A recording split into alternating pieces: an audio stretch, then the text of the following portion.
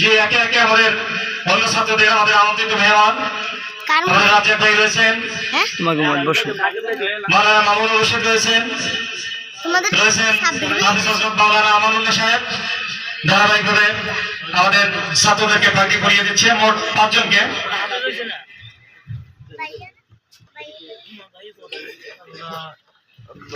এ পর্যায়ে ফাঁকে সংক্ষেপে কথা বলছে আমার সাথে কাকা, সাতবাগ শিববাড়ি ইউনিয়ন বিএনপির আহ্বায়ক কমিটির অন্যতম সদস্য আয়াতুল ব্যাপারী।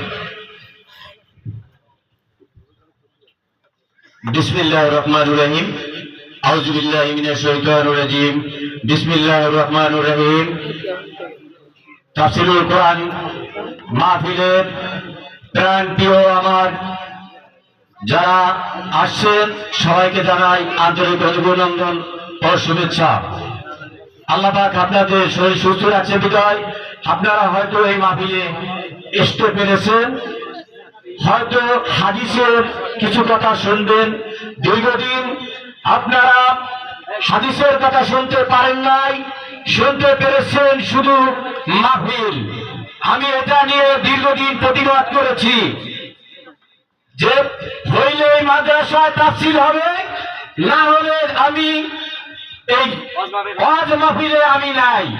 অর্থাৎ আমার কথা শুনতে কারো কাছে বাংলা হয়ে যেতেছে, কারো কাছে খারাপ লাগতেছে। আজকে আমাদের তাফসীর করার মতো সুযোগ এসেছে, আমরা সেই ধারাবাহিকতায় তাফসীর মাহফিল করার উদ্যোগ নিয়ে তাফসীর মাহফিল করার শুরু করেছি।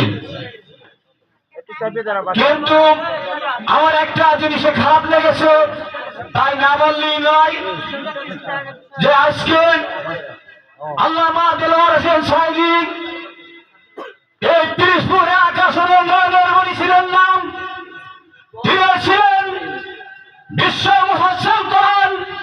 সেই সময় তিনি এই বিশ্বকে